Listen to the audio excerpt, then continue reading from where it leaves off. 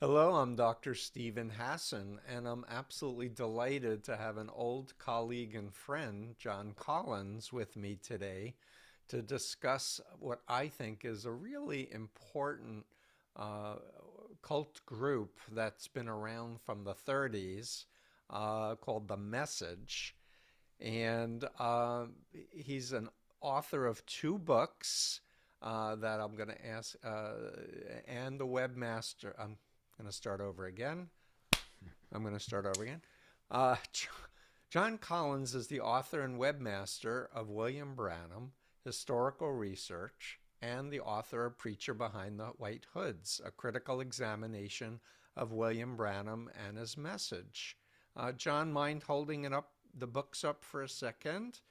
You have two books, right? And Yep.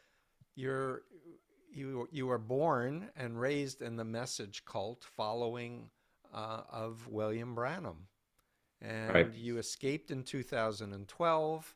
You began to research the historical events of William Branham's life because, as many second generation people, they want to know what's the truth of the origin of this. And What your is this thing that I grew up what in? is this thing? And I believe you said your uncle was a principal in the original organization. So you were kind of royalty. Anyway, I just Yeah. want to finish and say you just have this amazing website and you've been Thank you. publishing your research to help others influenced by or indoctrinated into William Branham's cult of personality and its many splinter groups. And John, you and I have talked previously and done some blogs together. You've done the bite model of mind control. You authored with me a thing about Jim Jones and the bite Right. model and mind control. And you've taught me a lot actually about some of the early roots of the charismatic Pentecostal latter rain movement that is so prevalent now, when Right. people claim to get direct revelations and speak in tongues and cast out demons and do faith healings. And of course, men are superior to women and all kinds of other things we're going to get into. I'll stop talking now, John, but I do want to say you're an IT genius. I hope you don't blush that I say Wow. that. You really are very, very smart and you have a company and do a lot of IT things, but you're also a musician and songwriter. And when we do the blog that accompanies the podcast, we're going to put up some links to some of your songs because I really think you're very talented. Awesome. Thank you. So stop the blushing now and let's dive in. Right now we're in this epic moment in human history where there are these authoritarian cults that have persuaded so many people that they are the one truth. They have certainty and strong rules and regulations and us versus them kind of mentality. And what we know historically is that whenever there's a great economic chaos, whenever there's especially pandemics where people are isolated and online, cult authoritarian cults uptick dramatically because people are so vulnerable. But let's put that aside for later in the conversation. I'd like you to share with our listeners, your upbringing and how what you realize, the key points, especially about the KKK and the racist roots, Wow. and then we can move forward from there. How's that? That's a good starting point.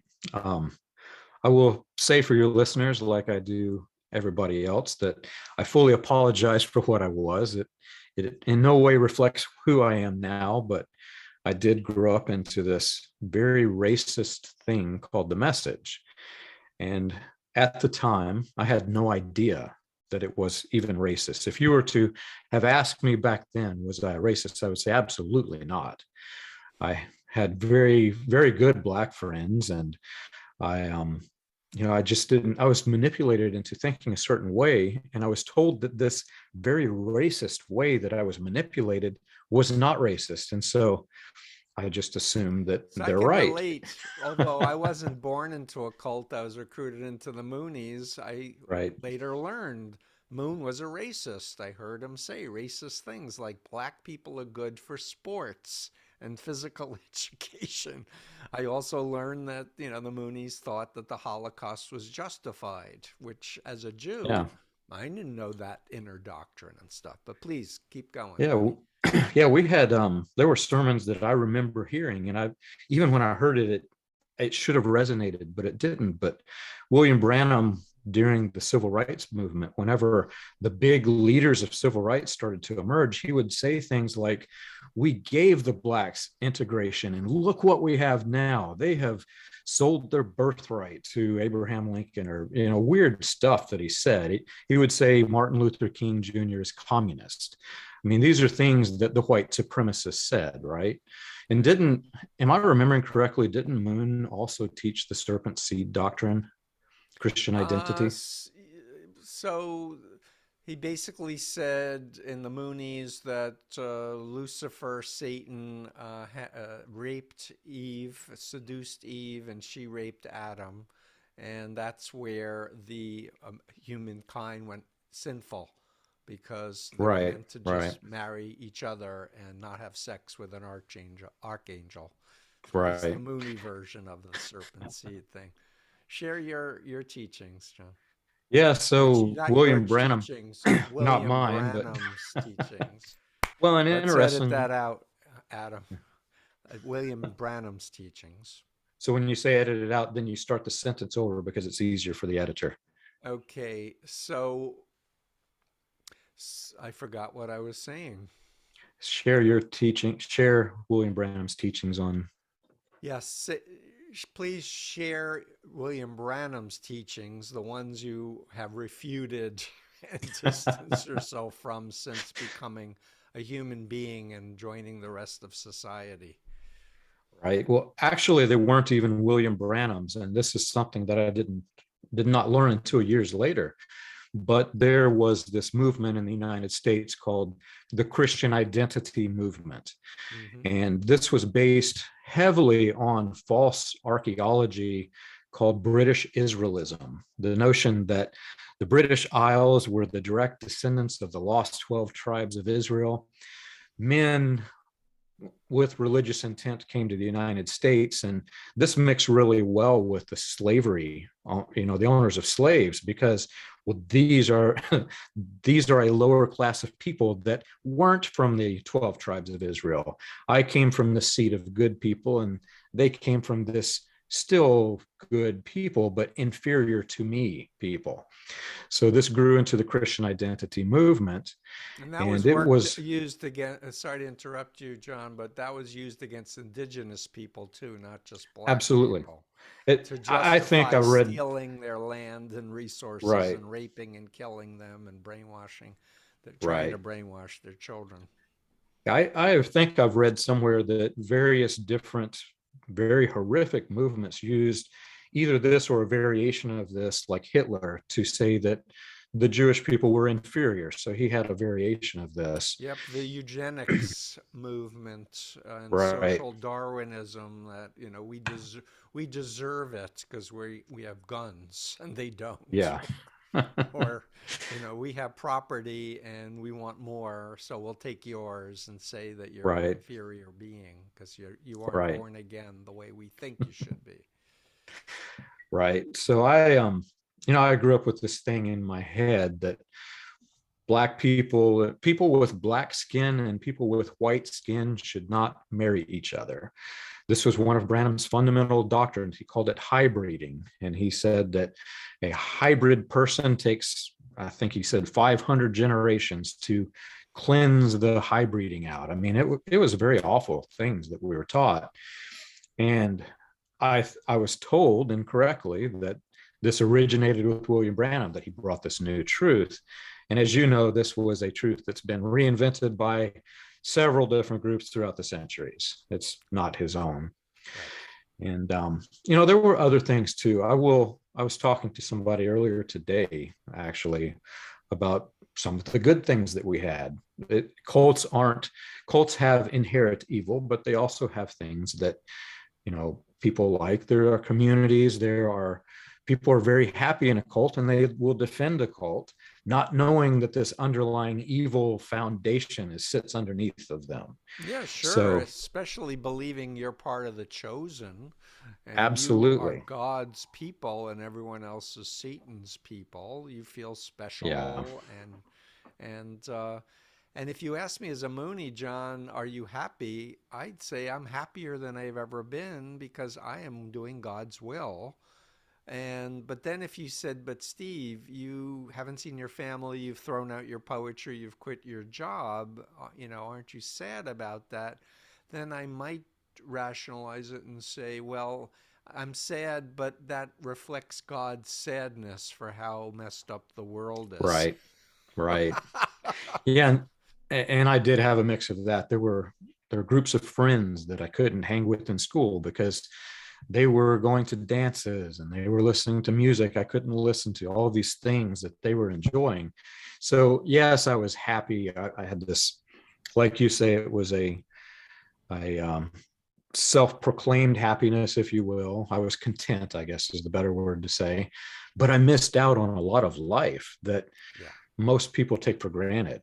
The things Yep. that people experience in life, I never experienced Yeah. until I was 37 or so, Yeah, and you kindly went through my bite model of authoritarian control and applied it. So anyone Yeah, interested in the details of all the rules and regulations and extreme authoritarian mind control stuff, you can come to Freedom of Mind. But right. I you've done videos, you've done like archival research, you've done some extraordinary stuff. But please continue with what you discovered. There, There's so much to there, talk about in an hour. yeah, I don't mention it often because I don't want to let all of my secrets out of the bag, but there are terabytes of research data. And I think I've got published somewhere in the neighborhood of 200, what is it? 200 gigabyte. I mean, there's a lot of data on my website, Hmm. and there's still more to digest. It's so exciting to watch because one of the questions you mentioned earlier is how big is this thing? I was told right before I left that there were between 2 and 4 million people in the main Branham sect worldwide, globally. Hmm. And that, I don't know, cults tend to exaggerate numbers. So I doubt it was that high. But Hmm. when you consider that William Branham was the foundation for so many different splinter groups that grew into other things, Right. you've got the shepherding movement, which Branham strongly influenced. You've got the new apostolic reformation, which Wagner literally copied and plagiarized Branham and rebranded it and resold it as new apostolic reformation.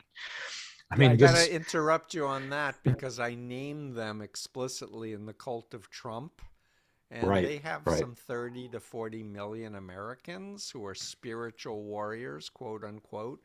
And there's an estimated 300 to 400 million worldwide in this. So that's it really like pay attention, people, if you're concerned about authoritarianism and Christian right stuff. William Branham is like the bad root.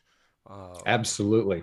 He he's the root that popularized it. I've had so many people ask me how this came to be because Branham, he plagiarized so many people that we've come to realize that nothing he really brought was new.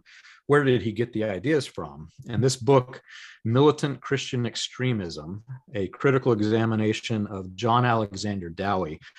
Dowie was the prototype.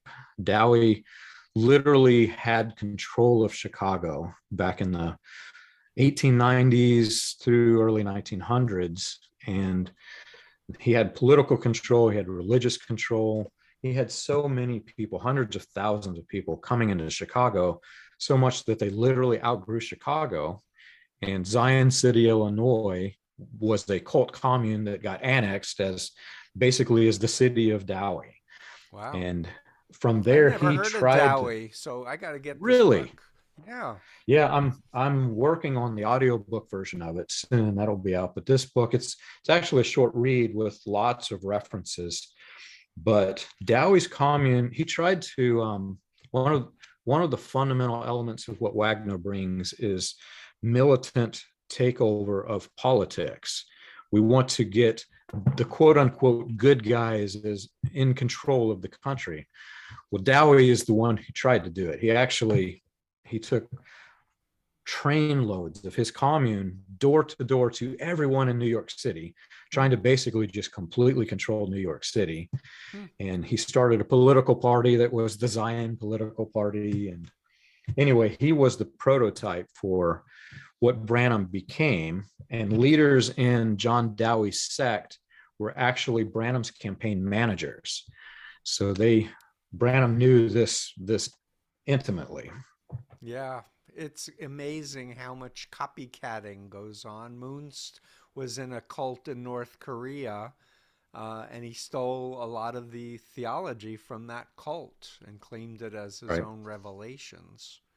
And until one really steps back and says, well, wait a minute, let me I've heard dig. this before. And you literally went to the library because you were in Indiana at one of the Yeah. main centers, and just spent endless hours digging up microfiches and just cross-referencing everything. Yeah, the I lady, can't thank you enough for the effort you expended. It's so important. thank you. The lady who runs the history center in the library knows me on by first name at this point. She'll walk in, have you got a new book published, John? um, Great. there was an event in history, the Great Flood of 1937, that just Hmm. decimated this area. We're talking hundreds of thousands of people just displaced all through Louisville, southern Indiana.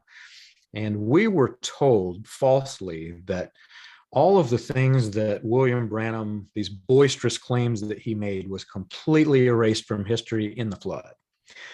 And when I learned that this was not the case, you couldn't keep me out of the record systems, man. I was these little microfiche. I had not even used microfiche since I was in sixth grade.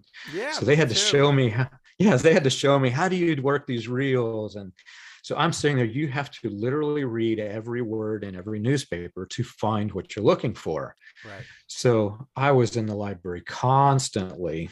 And fortunately now for researchers, newspaperarchive.com has the Jeffersonville newspapers now, most of them.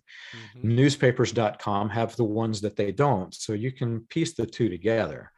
But And I you've had to go put through, them and you've I put had them to together. manually do that, right? Then we have a unique situation here in Jeffersonville. In the Jeffersonville Clark County Courthouse, they have these walls and walls of books of all of the court cases, documents that the legal proceedings, everything. They're all not properly indexed. You grab a book and it's got a date range, and see if you come in January and your last name is Hassan. Well, my last name's Collins, which comes before H, but I come in February. I'm indexed out of order. Oh, So it's alphabetical. yeah, there's no real good way. You actually have to read most of the books. I read through, I can't tell you how many of these books trying to find all the history and piece it all together. Yep. And in the end, I learned that the leader, the second in command of the 1915 Ku Klux Klan, came to Jeffersonville, Indiana, and started William Branham's church. And Say that from there, again. Say that again the slowly and loudly, the please, for our second listeners. in command, number two, in 1915, William Joseph Simmons and I think 15 others, 12 others in Yep. Stone Mountain, Georgia, Yep. gathered together and they created the white supremacy organization that the United States is recognized for, the Ku Klux Klan. Hmm. And the number two in command, William Joseph Simmons, official spokesperson, multiple supremacy groups they created together, and the Hmm. official speaker for the Klan started my grandfather's church in Jeffersonville. I'm just Whoa. floored. When I found this, I could not stop researching. It's Yeah, well, incredible history. you and I have parallel histories. For me, I was deprogrammed after a near fatal van crash. But when I got out, I became kind of obsessed with figuring out what the hell is this about? Who are these people and what happened to my mind and how did they turn Right. me against myself? So I just read voluminously, but it was like therapy for me. Yeah. And if anyone's listening and was in a different group, I really want to encourage you. You don't need to go as deep as John or myself, but answer all your questions. Like, do the Right. dive. Not everybody goes to the extremes that I did. When my friends would get a new radio, they would stick a tape in it and they would play the radio. When I got one, I took the whole thing apart because I wanted to see what's inside of it. Then I'd Mm, put it back together and then I would listen to the radio. So my yeah. mind just works that way. I have to know what makes it tick. Yeah, and I need to just say a bigger point to all of our listeners that, in my mind, the greatest resource in the world is human beings who are Right. brilliant and talented and creative. And when they're trapped in a authoritarian, this tiny little mindset where they can't be exposed and to really let their brains free to explore what their passions are. Anyway, you're writing songs, you've learned music. I see a bunch of guitars on the walls and a piano, just a few guitars Just a few. in recording studio. But seriously, John, there's so many brilliant people trapped in authoritarian cults that if they, when they get free, I don't want to say if, but when they wake up, they can really contribute to the betterment Mhm. of all. Yeah. I think I read somewhere, either in one of your books or well, I've researched this to no end too, just how the cult mind works. And the intelligent people are actually just as susceptible, if not more, because a carpenter swings a hammer. They work with their arms. Their arms get tired during the day. A person like me works with their mind. Their mind gets tired. Then on Sunday, you sit in service and your mind is so exhausted from using it during the week that you kind of let your guard down. And so the more intelligent people are sometimes the most susceptible to this sort of thing. Yeah, I would also add that you need to be able to focus and concentrate to do high level work. And when you're doing that, you're often like shutting off critical thinking. Like you said, you kind Absolutely. of go into a zone, Right. to do what needs to be done. And then you go into a service and where the authority figures are presumably divine. Why wouldn't Right. you trust that whatever is said is coming from God? Yeah. It Well, goes and right like in your brain. in my case, my grandfather was the pastor at William Branham's Branham Tabernacle for over 50 years. And I would have questions from time to time. They would surface, but I usually suppressed them because I assumed, well, Grandpa has studied all of this for decades. He has to have studied this. It must be true. And I never will forget his words. The the message cult, the Branham message cult practices shunning, either emotional shunning, sometimes physical. When I called him immediately before he shunned me, and I explained, well, I found these things and they can't really be. If William Branham claimed this thing and this other thing happened, how do I explain this, Grandpa? And he says, John, people have known this for years. What does it hurt you to believe it anyway?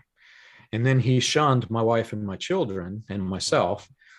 And, it made me stop and take a step back and really want to publish the information because Grandpa knew all of this. Why did he never tell me this stuff? He was suppressing and controlling the information. Because cult leaders want power, money, and in some cases, sex. And Yeah. would you imagine or would you assess that your grandfather had been brainwashed by Branham himself, or do you see him more as complicit since he did know that there were lies? It's my grandfather died in 2015, so it's really difficult to assess without talking to him.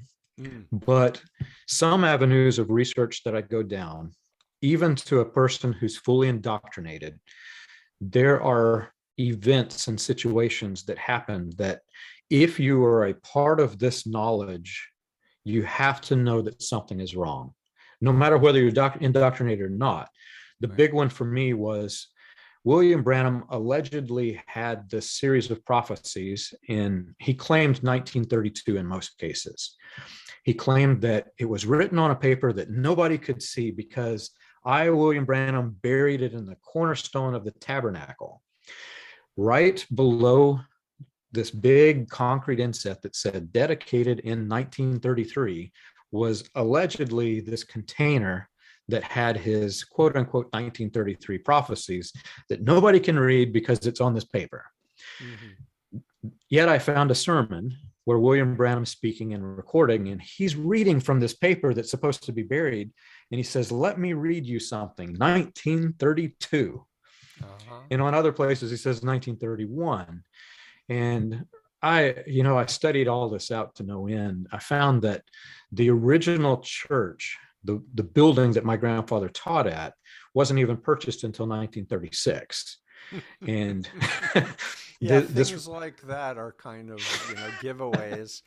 But I want to right, state for our listeners, if something's legitimate, it will stand up to scrutiny, and absolutely. especially if it's a religious organization, for those of us who believe, I do, that God gave us our ability to think and to reason and to have choice. He didn't brainwash Adam and Eve, however you want to understand the Garden of Eden of story. He didn't brainwash Adam and Eve to be slaves and obedient, right? Right, So right. why not check it out and review your own life history, your own questions that you buried? And your website has an amazing search feature and all kinds of thematic things Right. that I try to make it easy. yeah, it's but again, I just want to come back to so there's so many people in New Apostolic Reformation and other cults that are like, I'm a prophet or I'm an apostle. I'm getting direct messages. Donald Trump's gonna win in 2020. Mm. Like for sure. And then when he didn't, Yeah. they had to They blame fight. Biden Yeah. and say it was rigged instead of saying oops, because if you're Right. following Deuteronomy, it says you should stone and kill a false prophet. And Right. a false prophet when it doesn't come about, right? But I just feel like people need to come back to um, a basis of what's true, what's real, and what is sustainable. And I know you're Yeah. happily married. You have three kids. I have one son. We want there to be a future Yeah. for our kids. Hey, And and that's a big part of the reason I do what I do. It's not just for the message followers and cult. This thing is so much bigger than that cult. mhm. When so to cap off the story of my grandfather, Yep. years later, William Branham died. They actually dug this thing up and it's empty. And I've got a video of this guy who was there when they dug it up, and he's fully indoctrinated. You can see it all over his face. His eyes are glazed over, and he says the angels wouldn't allow the people to see this paper, so they came and stole it from the cornerstone. Oh my But goodness. when I realized that this is a pivotal moment in my grandfather's life, Right. he may have been indoctrinated, he may not. I don't know. I can't talk to him now. But at this point in his life, he knows that this thing that William Branham said is not true. It Hmm. cannot be true. Right. And when I realized that there's so much more that this cult influenced in the nation, Yep. I wanted to know how far does it go? How many people are covering this up? Right. Because you mentioned New Apostolic Reformation, we have Benny Hinn, who's Yes. referencing William Branham and saying this was a true man of God who went astray. And you find all of these other men who are saying this was a true foundation that went astray. Well, what they're doing is they're building upon this foundation of indoctrination that pre-exists, Right. because if you take their false stuff, whatever it is, they've got different manifestations of Right. false doctrines, teaching, practice, Hmm. stuff. Well, if you take William Branham away, their ministry is actually nothing. Right. So they have to put him on a pedestal. They Hmm. have to lift him up. So I published all of my research on Branham in this book, Preacher Behind the White Hoods, a critical examination of William Branham and his message. It is It's very incredibly sick. researched. A lot of Yeah, footnotes. I put footnotes. I tried to put the exact quote, if I could, of where things came from. And if you can't find it on here, it's on the website. And that one's Because an people, audio version, right? If that one people want. also just came out in audiobook, yes, Uh-huh. recently. Hmm. Um, New Apostolic Reformation. This thing has grown into something that is militant, and actually, frankly, it's very scary what they're Yep. doing. Yep. If they take this is no different, in my opinion, than take South Korea. You've got a militant leader who's basically trying to brainwash the whole country. You're talking We're about trying. North Korea. North Korea. Sorry, I Yeah. said South. North Korea. So you were talking about North Korea brainwashing people, John. Continue. Yeah. So this new apostolic reformation is very scary. You've got a group of people who are basically trying to take over the United States politics, trying to control the government. It's very similar to, if you say, North Korea. If you study North Korea, how they're basically indoctrinating an entire country to be a cult pyramid hierarchy. That's what they're wanting in the United States. And it's very Exactly. scary. Exactly. I This might add the bite model, behavior control, information, absolutely thought, and emotional control. right. If a dictator or a cult leader controls those four things and implements it, you've got authoritarianism through and through, which is the opposite of the founders of our America, who wanted a separation of church and state, who wanted there to be checks and balances of law. Right. And I wrote in my book, The Cult of Trump, about the Manhattan Declaration, where Catholic charismatics, very authoritarian, and Protestant ones came together to agree politically, we're going to fight against women's right to choose in terms of abortion. We're going to fight against gay rights.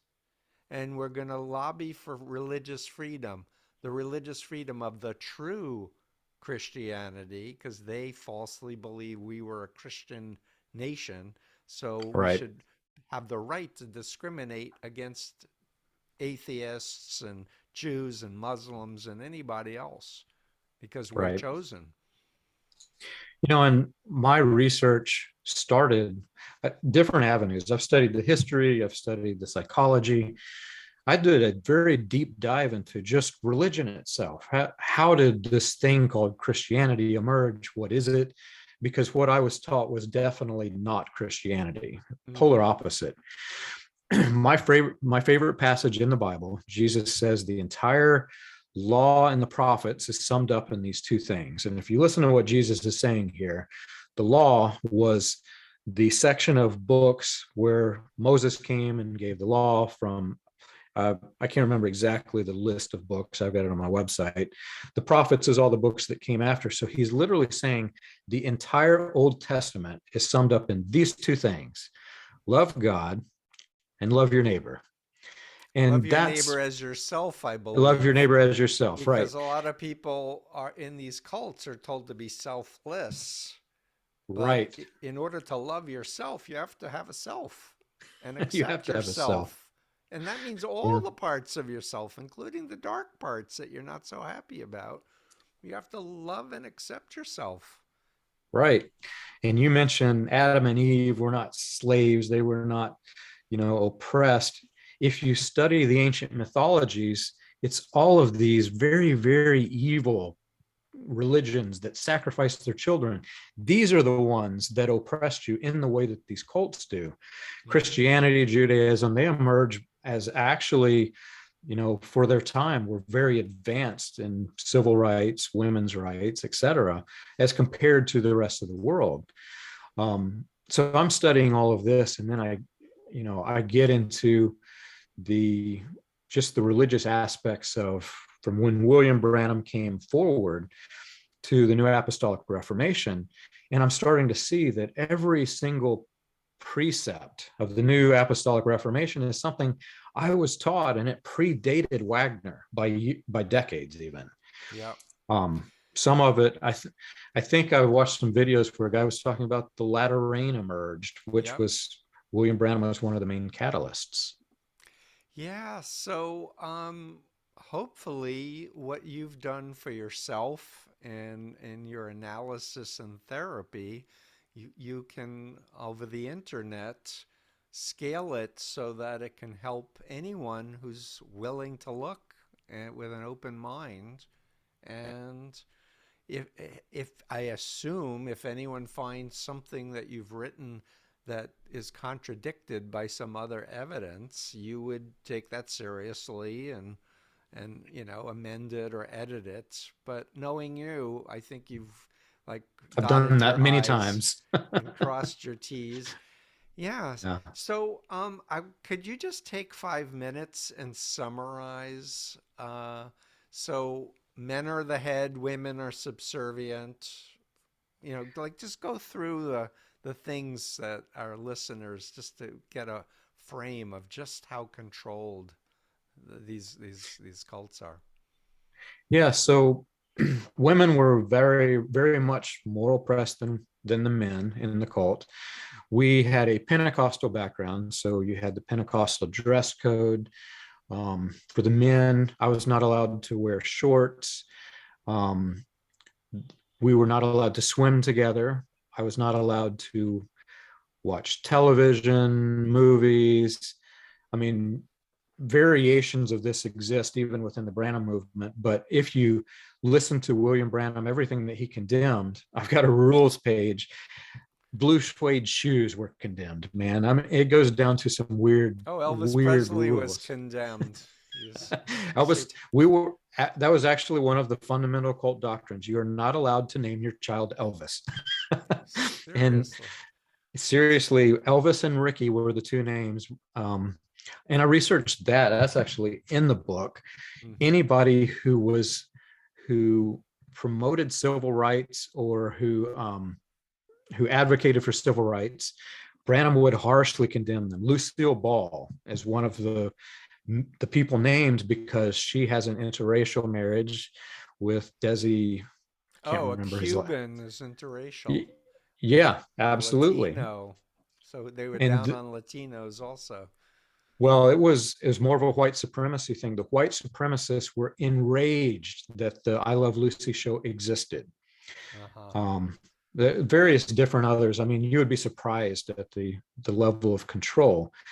But we had a series of cassette tapes back in my day of William Branham from 1947 to 1965.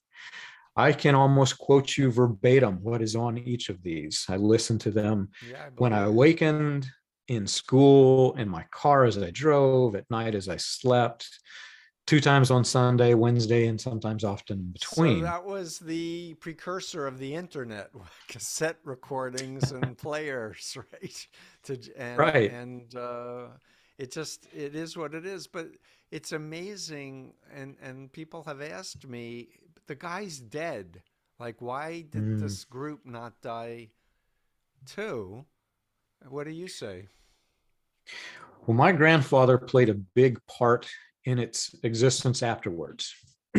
So after he died, William Branham died, I think it was Christmas Eve, 1965, and Hmm. they held his body from the grave until April of 1966.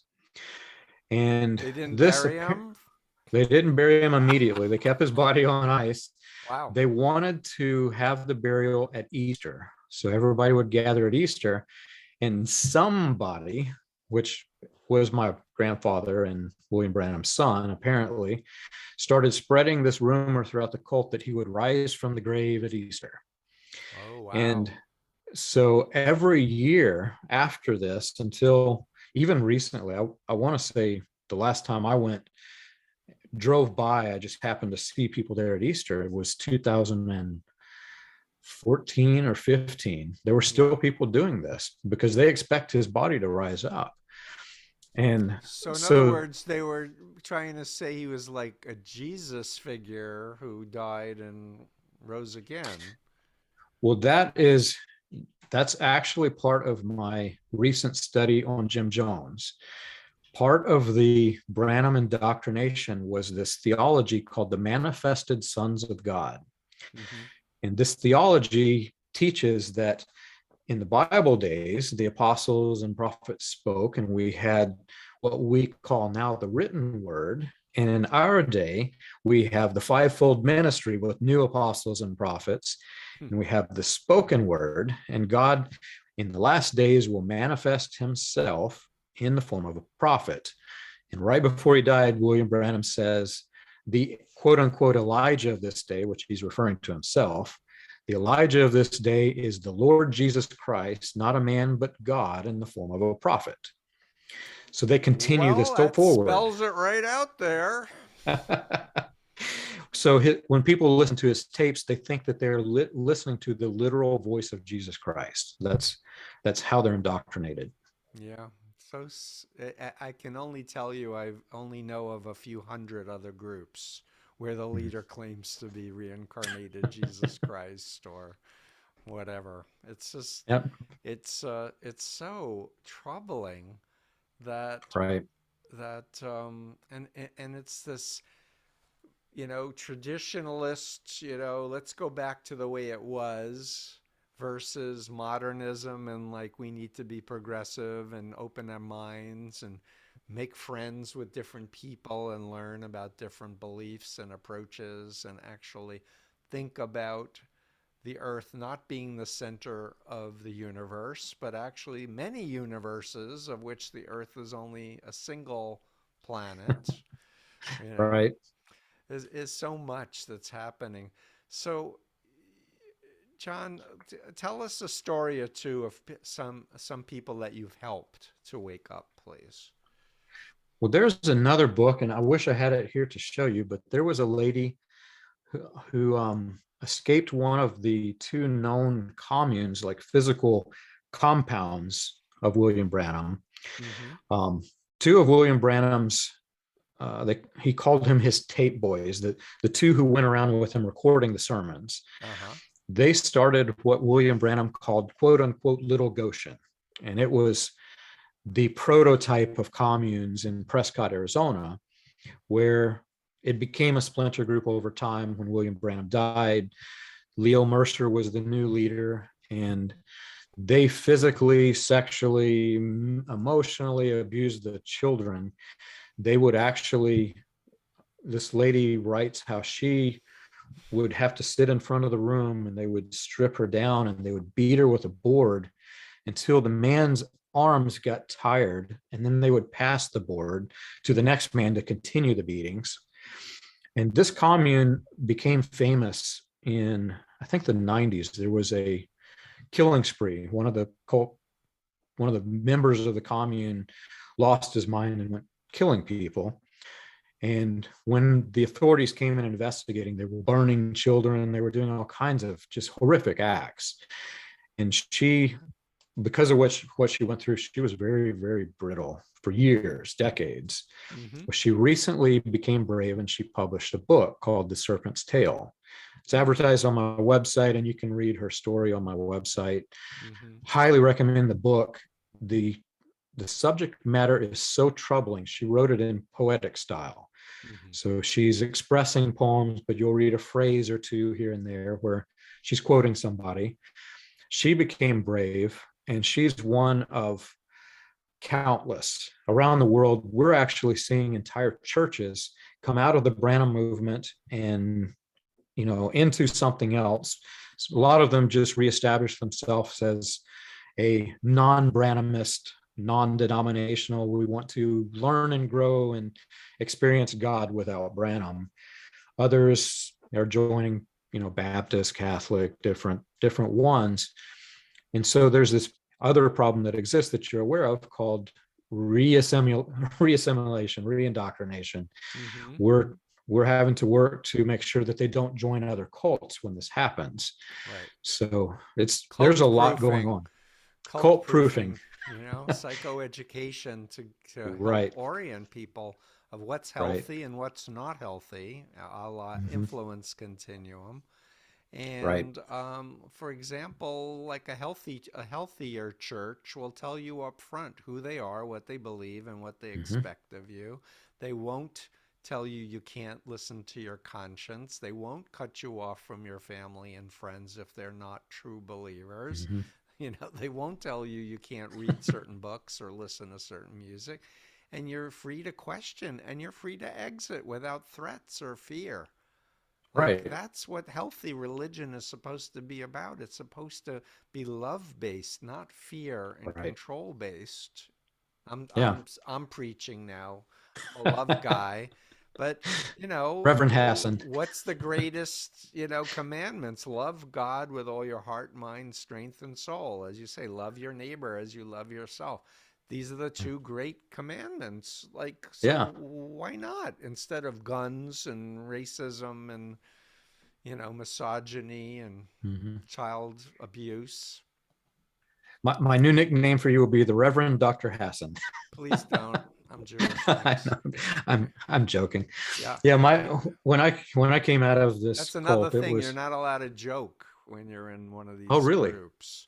At least in the Yeah. Moonies, you could joke about, you know, certain Hmm. types of jokes, but not really Yeah. anything I would serious. get in trouble because you know me well enough by now to know I'm constantly joking. It's just part of my nature. Whenever I was leaving this thing, it was severely traumatic, as it is Yeah. for a lot of people. And I was I was really struggling. My cousin, who was also my best friend, called me every single day to help, basically to talk me out of suicide. He called me Mm, every single day. John, how are you doing? Even if the phone call was only 30 seconds, he would make sure I was okay. yeah. And I really had a lot of trouble reconciling because he had left the Branham movement. He was no longer a believer, and I was a believer. So it was a very much us versus them. But as you know, with a lot of these groups, if you have mental health struggles, which I did, you are seen like you have this plague and you're untouchable. Or you My have a own demon family, in you. You you have a have a evil demon, spirit. absolutely. So here I am, my own family aren't even helping me, but this person who's no longer a believer is. And I asked him, Marcus, why why don't you believe William Branham? And he says, John, I believe the cowboy religion. And I said, what's the cowboy religion, Marcus? And he says, love God, love your neighbors that aren't trying to kill you, and be kind to animals. And the further Nice. I distance myself from this cult, the more I realized that he was just dead on with how things are supposed to be. And sadly, he died last November. But No. throughout his entire life until last November, he was encouraging me, helping me anytime I needed to talk to somebody. He was there. And whenever I work with people who are in this cult and they want to join another Christian church, they ask me, what church do I join? What church do you go to, Right. John?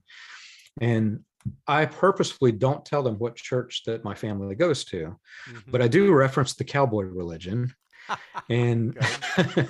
I tell them that there are countless studies. Just do an internet search for what is a healthy church.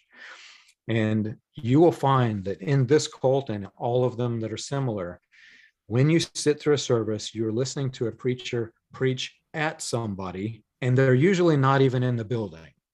They're Mm-hmm. usually creating the us versus them mentality. Yeah. And they're preaching at people who aren't even there, who aren't even going to hear what they're saying. Mm. And we left, I will say this name just because it was one of my pain points, but as an example that this can happen in mainstream religion. Sure. We left the cult and we went to a Baptist church, and I sat there and they were preaching at people who weren't in their building. Me having escaped the cult that this was common, I thought this is just the way it is. This is the way it's supposed to be. Mm, But over time, I started to realize, well, wait a minute. What about the person who they're preaching at who's never heard what they're doing is wrong? How are they going to come to Jesus? right. And all these people in the cult that I grew up, the women with long hair, this was a big thing. If you cut your hair, you were forever looked at as filth in this cult. So they would continually preach against women who cut their hair. Not a single woman in the building ever cut their hair. Mm, And yet they're preaching about it. And the women who did, who aren't part of this cult, never heard what they were saying. right. So what was the point in that? And Controlling if the they people that were believers, it seems. exactly, and if they had just practiced the cowboy religion, love their neighbors as themselves, they would, if this was really a thing that God cared about, which I no longer believe it is, if it were, they would go and sit down with the ladies who are cutting their hair and say, look, Jesus don't want you to do this. Right, We still love you. We still want you to be, we want you to grow in Jesus Christ, right. but you're not doing this thing that we feel is wrong. And ironically, if they were, the person might say, but Jesus also said to let the women cut their hair in the same chapter, right? Yeah. So, cults would not exist if they practiced the cowboy religion. Yeah, and there are a lot of cults that practice legalism. I was taught this Yeah. word by uh, Reverend Bob Pardon, who's an ordained minister who's done some cases with me. They make up these rules, Mhm. God doesn't like beards. God doesn't like long hair. God doesn't like, Yep. earrings. I mean, where is that in the Bible? No, they just made it up and they made it a Yeah. rule to control people's behavior. I do want to just underscore something, a very important point, because I think there's countless people who have been having suicidal thoughts because they were born or raised in a cult or recruited in a cult and got out and never understood phobia Mm. indoctrination, never understood Lifton's dispensing of existence point. The Robert Lifton, Yeah. who's my mentor, who studied Chinese communist brainwashing, that says if you're in the group, you have a right to exist, and if you leave the group, you have no right to exist. And if you leave the group but you don't process what is this group and what did I think I was in versus what it actually is practicing, and then what is healthy, like what would be normal. When I tell people there's unbelievable amounts of research that shows child trauma by corporal punishment, like it's Right. fundamentally creates a brain trauma experience. Even if paddling, you were just talking about that Goshen uh, commune cult. Um, Yeah. but there are the people who go, but it says in the Bible, spare the rod and spoil the child. So I have to go with that versus science. And a lot of people also, well, my daddy, hit me, so and I'm okay, but this is Mm. not okay. We Well, want and to even, raise our kids uh, well. yeah, and I'm a person who likes to, like I said, I want to understand how things work. Even my dog, if I give my dog a treat, I can train her to do whatever I want to train. If I hit her with a board, she's not going to understand. She's not going to mind me at all. This is ineffective. If you want to Right. train your children, you don't beat them with a board. It just doesn't work. Right. And I'm going to mention a dog training book that I sometimes recommend to my clients that I coach. It's Don't Shoot the Dog. And this exact kind of understanding behavioral conditioning that you have to identify what's the behavior you want and what's going to get incrementally the Right. animal to do it, to learn tricks or to fetch and bring the ball back or whatever. But it works for kids too, I have to admit. It's like if you Yeah. understand, if I'm yelling, is this going to bring the person closer to me? If I'm going to condemn them, or if I say you're an intelligent person, I care about you, I really want to understand you. Could you Yeah. please explain this and ask good questions? but in a respectful, compassionate, loving way. It helps people to change themselves, to get in touch with their unique, authentic self. Right. And even in, in the cults, they teach you this mindset that's you've studied to no extent, but from a person who's been in it and believes the Christian way that this mindset is brought. They teach Christianity as though it's the entire Bible from Old Testament to New is a single static snapshot in time with the Right. same exact belief, and they don't allow for human growth over time. Yeah. So, yes, the Old Testament may have said, spare the rod and spoil the child. Does that mean that the people in the New Testament didn't progress? And Well, I'll go do they? further from the Jewish thing. I'm sorry to interrupt you, but uh, there's a lot of mistranslations from Hebrew and Greek that we That's true. now have a better understanding. There's a scholarly book by Friedman who wrote the Bible, and there are four distinct voices throughout the Torah. Yeah. Uh, and there are sometimes two stories of the same thing. It's like, why are there two? And it's because Yeah. there was an oral tradition that was gathered together, and Mhm. no translation is perfect. Right. And with Judaism, even though it ended with the prophets, there have been rabbinic interpretations for centuries. And Yeah. that's what Jews don't are not literalists. They don't follow the Torah literally. They Mhm. can't. There's no temple. You don't Yeah. sacrifice bulls anymore, right? It's like you have services and have Shabbat and have a wine and light the candles and tell Yeah, stories. in today's world, I use Microsoft Word and I print a book and then it goes through my printer and it's an exact snapshot. Each copy has the exact same words. Yeah, Somewhere I read that the New Testament has more variations than there are words in the New Testament because they penned them by hand. And in a lot of cases, there were people were who had the ability to write script because they could look at a symbol and they could trace the symbol, but they could not even read what they were writing. Some of them yeah, did not have the ability to read. right. So you ended up with different families of Bibles, and those families were also copied. Right. And people who take the fundamentalist, literalist approach, we have to ask, well, which literalism do you go with? Which Right. version of this is correct? I will Exactly. never forget the surprise that I had the first time I came in contact with the 1611 translation of the King James Bible. We were King James only through and through. Well, here's this version of King James that doesn't even say what I had. And in the preface, the translator says, this book is only as accurate, and I'm paraphrasing heavily, this book is only as accurate as our current understanding of the languages and the available copies that we have to work with. Mm, And you also had personalities. There's a famous passage in the New Testament. If I speak with the tongue of men and angels and have not charity. Well, there was one priest out of all the translators who fought that the word charity be used instead of love. The actual word there is talking, it's a broad meaning, but the word is talking about divine love. yeah. But he wanted people to be charitable, so he actually won the fight. Hmm. This word wasn't even in the original context. So you can't look at it statically. You have to look beyond and look at the underlying meaning of what is the book trying to say.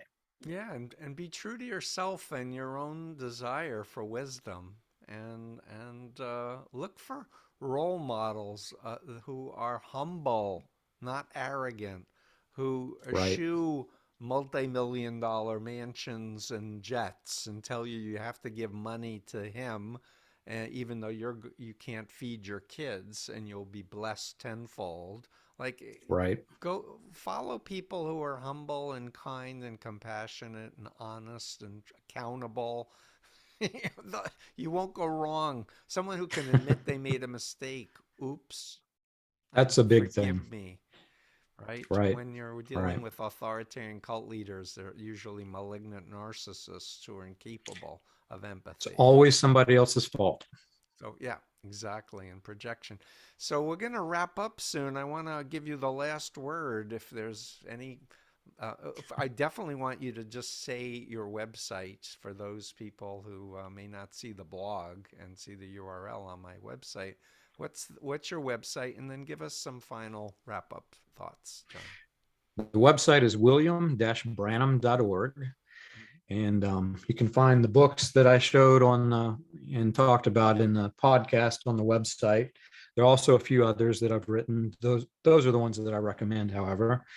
But my word of advice to anybody who was in this thing is to realize that this isn't a Christian religion. If you are in a Christian version of a cult, or if you're in a Catholic or a Jewish version, this isn't what it seems. Look underneath the hood. Take the radio apart and see what makes it tick. I understand that these are men who are serving their own selfish purposes. They're not men who are looking out for you, they're looking out for them. And find somebody that studies the cowboy religion. Love Right. God, love your neighbor, be kind to animals. Right. And I do want to add something and just say you are a model that there's life after cult. And that even though you were born into, quote, cult royalty with your grandfather, you had the integrity. You were able to find your soul and your authentic self and say, this isn't right, and help others. I want to not just help me, but I want to help undo all the wrongs that my family Right, participated in. So thank you. right. Thank Thank you. you for being you. Well, I'm glad to help. I always tell people when they come to my website, I may not have all the answers, but I will do my very best to point you to where you can find them, Yeah, because you have to find that, you have to search this out for yourself. You have right. to come to your own terms. And hopefully what I've done can help people do this. Oh, I definitely think you're helping tons of people. And I look forward to talking to you again. And thank you so much for this interview. Absolutely. This is always fun. Yeah, great. Thank you so much.